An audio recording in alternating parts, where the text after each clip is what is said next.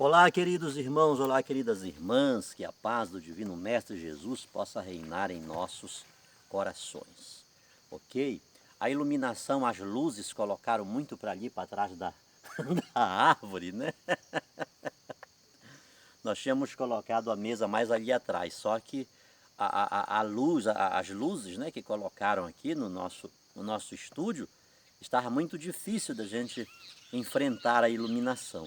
Então colocamos mais para cá um pouco. Então o nosso rosto eu acho que não vai dar para ver muito bem. Mas eu creio que a mensagem vai chegar a todos vocês. Hoje estou acompanhado aqui da missionária Eunice Veiga, que vai nos ajudar na leitura da Palavra de Deus e da Sagrada Escritura, né? E a gente quer mostrar para você hoje um pouquinho de bibliografia, de tudo que a gente está falando, né? Eu venho falando ao longo de algum tempo sobre Santíssima Trindade, um pouquinho. Por exemplo, a Lumen Gentium, ok? Essa constituição dogmática do Concílio Ecumênico Vaticano II sobre a Igreja. E no capítulo 8 você não pode deixar de ler, de meditar, reler, quando fala sobre Maria Santíssima. Maria Santíssima dentro da Igreja. É importantíssimo conhecer esse documento, né? A Lumen Gentium. Tem o Evangelho Vitae, ok? É sobre o valor e a inviolabilidade da vida humana. Papa João Paulo II. Isso aqui é de suma importância. Quando eu falei sobre caridade, sobre bondade, ok? Leia esse documento, tá bom? É o documento 139. Temos Deus Carita Est, do Papa Bento XVI. Deus é amor, sobre o amor cristão. Tá? Tem também no início do novo milênio de João Paulo II. Pense num documento bom. É uma catequese, é uma catequese. Os nossos papas são verdadeiros catequistas. Tem também o outro que não estou vendo aqui, acho que ficou lá, do Papa Francisco, a alegria do Evangelho. A alegria, quando ele fala que ele quer uma igreja de portas abertas, que as portas fechadas não sejam um empecilho para aqueles que estão procurando a igreja de Jesus. Ok? Temos também Catecismo da Igreja Católica. Por favor, querido, não deixe faltar este documento, este instrumento para nós. Não dá para a gente evangelizar, queridos, não dá para a gente evangelizar como Igreja Católica desconhecendo o Catecismo da Igreja Católica. Foi aqui que encontramos. Quando vim para a Igreja Católica, há 22 anos atrás, 20 anos, não foi fácil, queridos, compreender o ensinamento da igreja e até hoje não compreendi.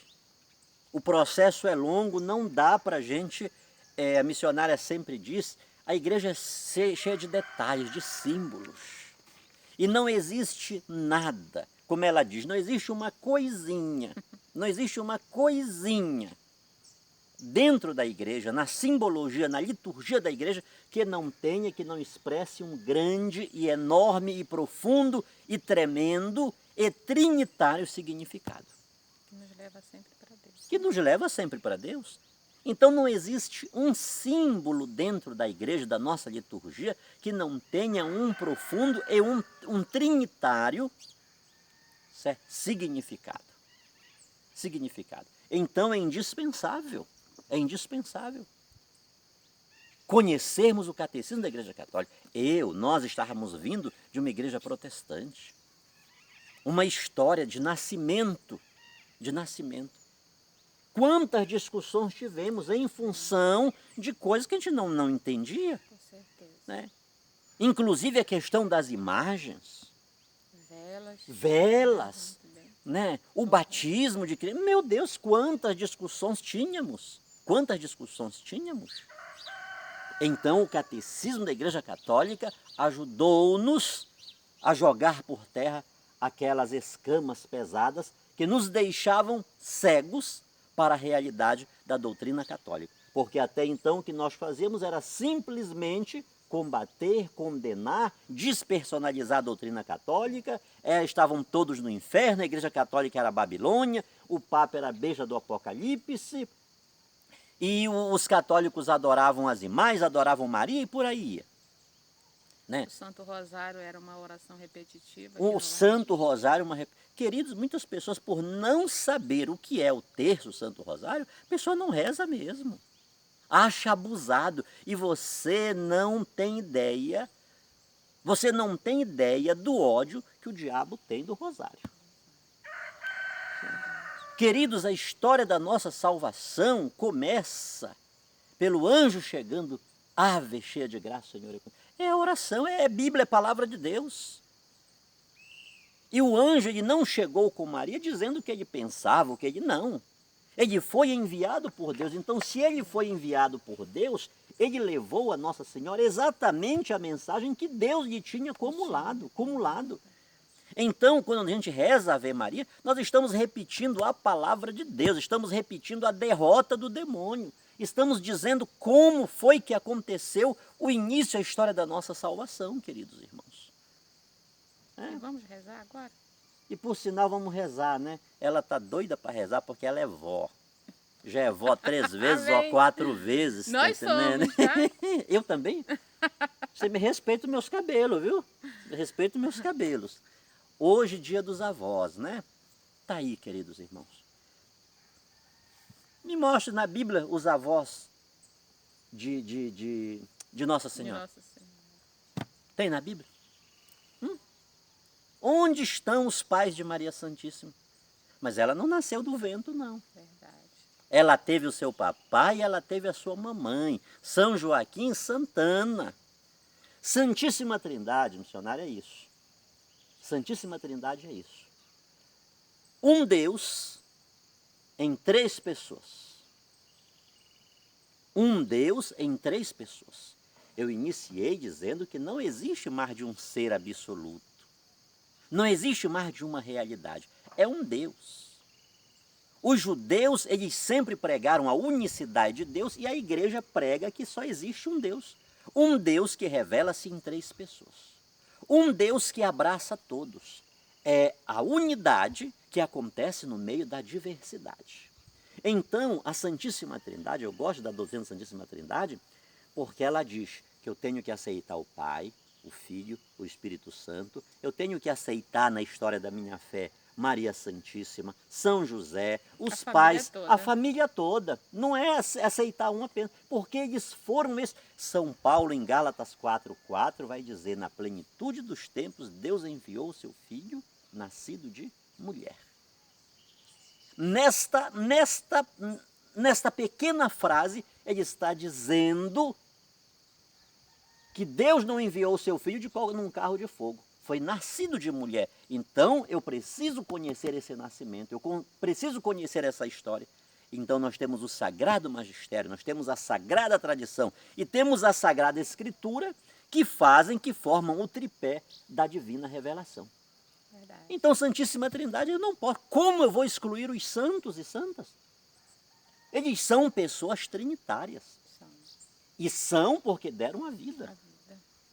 Por Jesus, por Deus, deram testemunho do Espírito. Foram pessoas conduzidas pelo Espírito Santo. Amém. Eu vou deixar a oração por conta da missionária. E nesta oração, nós queremos nos incluir a nós. Verdade. E já somos avós 3 vezes? 4 vezes? 4. 4 vezes, né? Temos 4 netos. Queremos rezar por você, vovô, por você, vovó. Aquele vovô, aquela vovó que pode estar sozinho, né, agora na sua casa, né? Sim. Abandonado muitas vezes. Rezar por aquele vovô que está no asilo, né? Muitas das vezes abandonado ali e sem uma visita. E Nossa Senhora, assim como ela foi visitar a Santa Isabel, ela visite nesse domingo, dia do Senhor, interceda por todos os avós, aqueles que estão doentes, numa cadeira de roda, até mesmo numa cama que não consegue mais andar sozinho. E Nossa Senhora visite a todos agora os vovôs, os nossos idosos. Ave Maria, cheia de graça, o Senhor é convosco. Bendita sois vós entre as mulheres, bendito é o fruto do vosso ventre, Jesus. Santa Maria, Mãe de Deus e nossa Mãe, rogai por nós, os pecadores, agora e na hora de nossa morte. Amém. A vossa proteção recorremos, Santa Mãe de Deus. Não desprezei as nossas súplicas em nossas necessidades, mas livrai-nos sempre de todos os perigos, ó Virgem gloriosa e bendita. Amém. São Miguel Arcanjo, força de quem como Deus, rogai por nós. São Gabriel Arcanjo, força de Deus, rogai por nós. E São Rafael Arcanjo, medicina de Deus, rogai por nós. Em nome do Pai, do Filho e do Espírito Santo. Amém. Você estava lembrando daquela música, né? A primeira que acreditou. Canta um pedacinho, só um tiquinho, vai. Mas eu não sei. Não, só um pedacinho. A primeira que comungou foi a Virgem Maria, a primeira que recebeu Jesus no coração. Foi por ela que aconteceu a primeira adoração. E quando os magos a encontraram, fez a primeira grande exposição. Oh. Amém! Algumas pessoas pediram que eu fizesse uma fundamentação bíblica sobre a questão da Santíssima Trindade. Dentro do tema da Santíssima Trindade eu falei sobre a bondade. Foi isso? Falei sobre a bondade, que devemos ser pessoas boas. Santíssima Trindade, um Deus em três pessoas.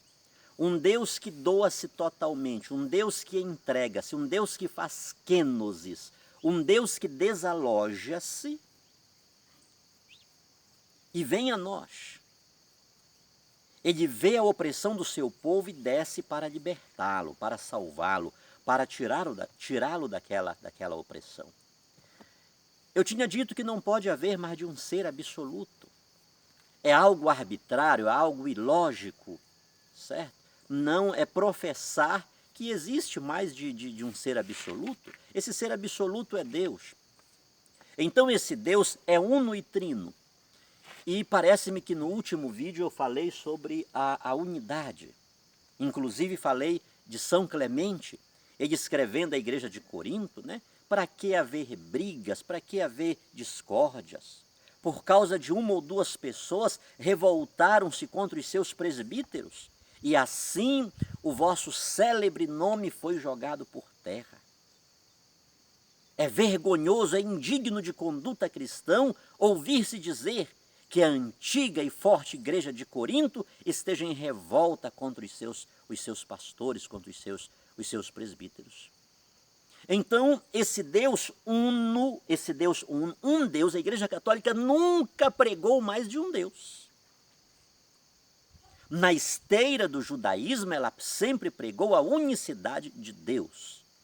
Esse Deus que a Igreja foi desenvolvendo a doutrina trinitária, porque a própria Sagrada Escritura, por sinal, aproveito para lhe mostrar, tenho também aqui a Bíblia do Peregrino, muito boa. Uma extensa nota de rodapé, apesar que eu gosto mais da Bíblia de Jerusalém, também tenho ela. Mas eu gosto dessa da Bíblia do Peregrino, que tem algumas coisas que já vem bem explicado para nós, ok? A igreja explicando. A Bíblia não caiu, como diz o padre Paulo Ricardo, né? Paulo Ricardo, de zíper tudo lá do céu, não. É um trabalho da igreja, ela trabalhou durante anos, séculos, para que tivéssemos, então, esta obra em nossas mãos, da Sagrada Escritura. Então, a igreja ela tem autoridade para orientar-nos, para dizer-nos como devemos compreender. O próprio São Pedro diz que nos escritos de Paulo, há coisas difíceis de compreender. Então temos que nos submeter ao sagrado magistério,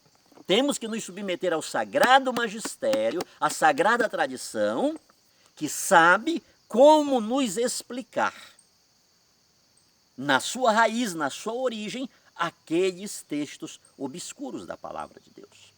Então, queridos irmãos e queridas irmãs, vamos ver um pouco disso. Esse Deus bondoso, esse Deus uno, esse Deus que quer a nossa unidade, mesmo diante dessa diversidade. E para isso, missionário, eu quero que você abra a sua Bíblia, por favor, em Êxodo, no capítulo 34 e no versículo 6. Êxodo, capítulo 34 e no versículo 6. Por que devemos ser pessoas boas, queridos? Por que devemos praticar a bondade? Por que devemos exercer o primado do bem, da bondade, da caridade? Por que devemos doar-nos mais que uma doação? Mais que uma oferta. O missionário, não sei quem está precisando, mais que uma oferta. Doar-me. Doar-me. Eu já disse que junto com a oferta vai o doador. Então, se simplesmente estou doando lá uma certa quantidade, mas essa doação não está revestida da minha bondade, da minha caridade, eu dei por quê? Porque quero ser visto pelas outras pessoas, quero que os outros saibam, quero... Entende, queridos? Ainda que fale a língua dos homens e dos anjos, se não tenho a caridade, isso de nada adianta. Então, junto com a doação vai eu. Então, mais que doar, que eu possa doar-me 100%. Por que devo ser uma pessoa boa, uma pessoa bondosa, uma pessoa generosa? Porque o nosso Deus, ele é o Deus de toda a bondade. Êxodo, capítulo 34, versículo 6. O Senhor passou diante dele exclamando: Javé, Javé, Deus compassivo e misericordioso, lento para a cólera, rico em bondade e em fidelidade. Amém. Deus, ele é o quê, queridos? Por que devemos ser pessoas boas? O nosso Deus é rico em bondade. Ele é rico em bondade. O Dom Ascona sempre diz, um abraço para o meu bispo, né? Esse grande pai, que quando cheguei na Igreja Católica ele acolheu-me. Ele diz o seguinte, que um padre, e ele fala a partir da sua experiência, que não tem a bondade é um monstro. O bispo, que não é bondoso, é outro monstro. Um pai de família que não é bondoso é um monstro maior ainda. Eu falei no vídeo passado, o Papa ele é o primeiro na caridade, é o primeiro na partilha. O bispo, o padre, eles são os primeiros na partilha, queridos. Eles estão exercendo o primado da bondade. Com o sacramento da ordem que eles receberam, eles estão tornando-se, não é à toa, queridos, que no momento em que o padre magisterialmente está administrando um sacramento, ali não tem o padre Juarez, ali não tem o Dom Henrique, ali está Jesus, in persona Christi. Então ele está revestido de Cristo, e se ele está revestido de Cristo, ele está ali para exercitar a bondade e a caridade de Deus. E eu falei, e você sabe disso, a Igreja Católica é a maior instituição de caridade do mundo. Amém. Salmo 33, 9, querida. Salmo 33, 9. A Igreja Católica é a maior instituição de caridade. Tem lugares aí que, sem a igreja... 33? 33, 9. Salmo 33, 9. Eu não sei se é no Novo Testamento, se é no Velho Testamento. Se você não achar no Novo, vê no outro. O que diz aí, filho? Provai e vede como o Senhor é bom. Feliz o homem que se refugia junto dele. Amém? Amém? Provai e vede como o Senhor é bom. Esse Deus uno e trino, ele é bom. A unidade, eu dizia, a unidade passa pela caridade. A unidade passa. Pega Atos, filha. Atos capítulo 2, versículo 42. Atos 2, 42. A unidade passa pela caridade? 2,42? 2,42, mãe. Você está lendo bem melhor do que eu, filha. Eu, sem óculos, não estou vendo mais nada. Atos 2,42, o que é que diz aí, mãe? Perseveravam eles na doutrina dos apóstolos, nas reuniões em comum, na fração do pão e nas orações. Vai. De todos eles se apoderou o temor, pois pelos apóstolos foram feitos também muitos prodígios e milagres em Jerusalém. E o temor estava em todos os corações. 44. Todos os fiéis viviam unidos e tinham tudo em comum. Amém. Todos os fiéis, cadê, mãe? Até eu me perdi. É o Todos os 44. que abraçaram a fé eram unidos. Todos os que abraçavam a fé eram unidos. E a sequência vai dizer que eles vendiam as suas, versículo 45, vendiam as suas propriedades e seus bens e repartiam o dinheiro entre todos conforme a necessidade de cada um. Olha aí. Então a unidade, ela passa pela caridade. Provai e vede como o Senhor é bom. Provai e vede como o Senhor é bom. Salmo 67 e o versículo 11. Salmo 67, 11.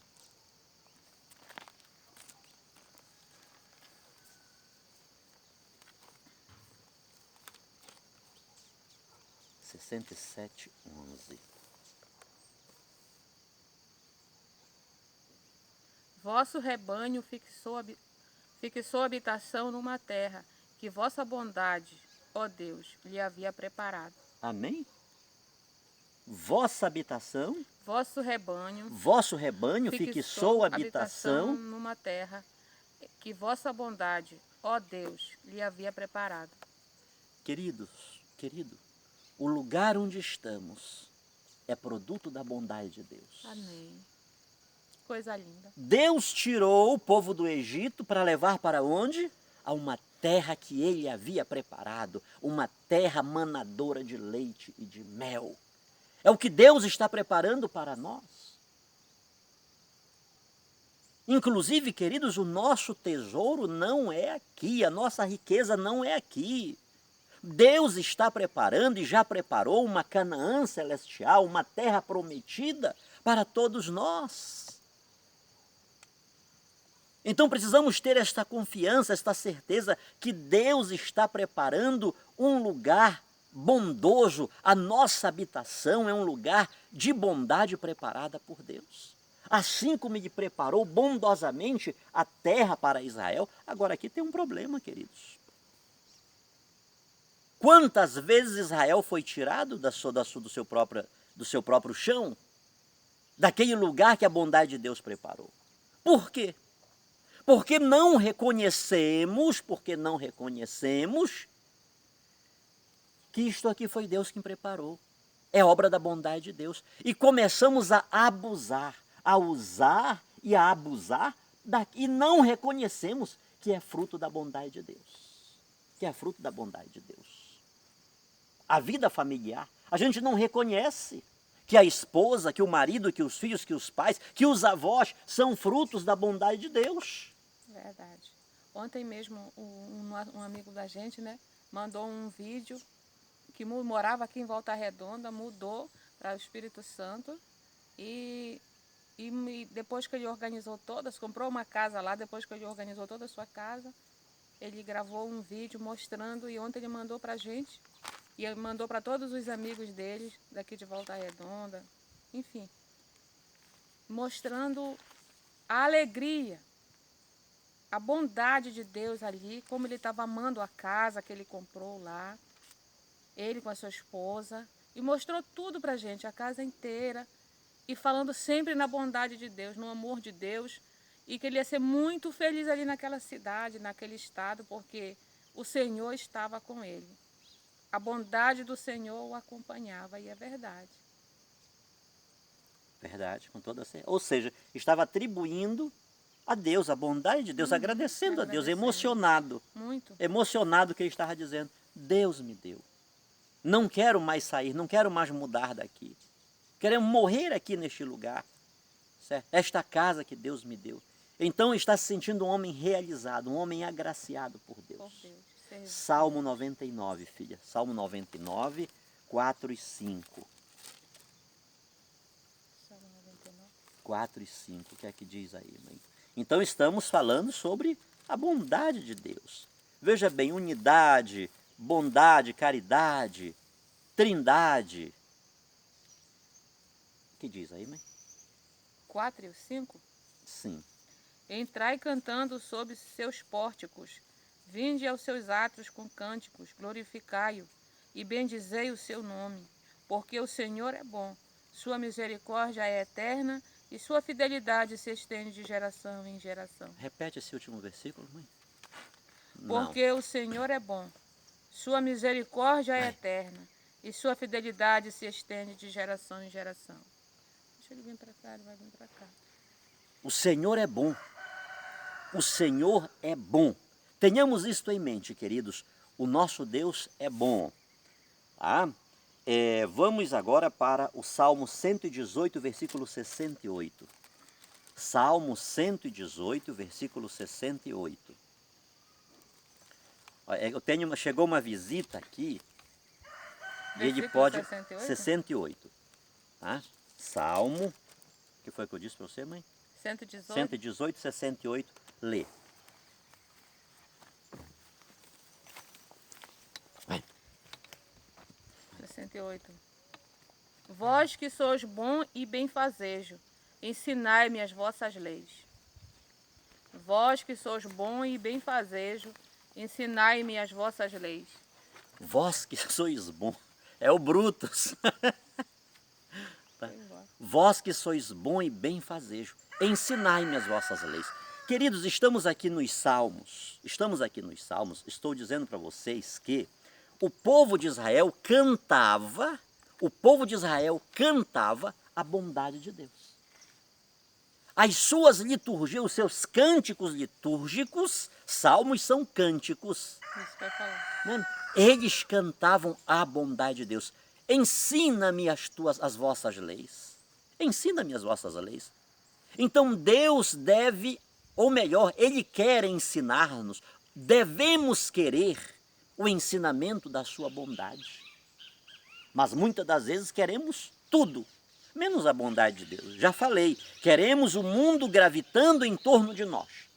Que todos nos ajudem, que todos abram as mãos para nós, mas nós mesmos não nos abrimos para o outro. Não fazemos dos nossos olhos os olhos de Deus, das nossas mãos, dos nossos pés, Deus na vida do outro. Então ainda não aprendemos a lei da bondade que Deus está ensinando-nos. Está aqui. O lugar para onde vocês vão é obra minha, é produto da minha bondade. Mas a gente não reconhece a bondade de Deus e por esse motivo fazemos coisas que não agradam a Deus. Tratamos as coisas de Deus com menosprezo, com desinteresse, com despersonalização. Não cuidamos, não zelamos das coisas que Deus nos dá. Né? Você fala bonito, minha filha. Você não é de falar muito, mas quando você fala... E esse é um pecado, de você não cuidar, porque às vezes a gente não cuida das coisas que Deus coloca nas nossas mãos. Fala mais alto, meu irmão.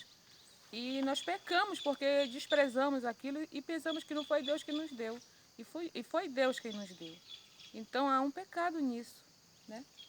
A gente usar de desmazelo com as coisas que o Senhor coloca para a gente. O Senhor põe em nossa frente. Muito bem. Salmo 144.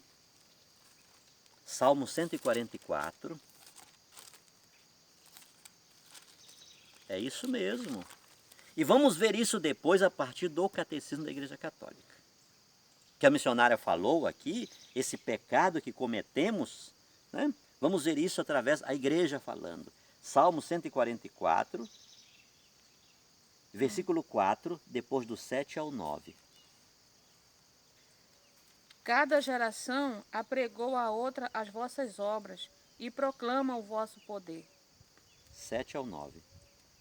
Proclamam o louvor de vossa bondade imensa e aclamam a vossa justiça.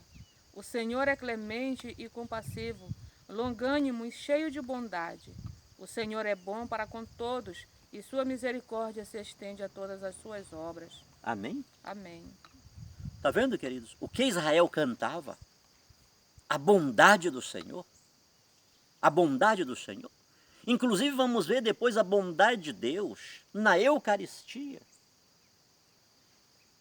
Na Eucaristia, né? Mas eu vou deixar isso a partir do catecismo. Vamos para Atos, capítulo 10, e o versículo 38. E vamos já parar por aqui.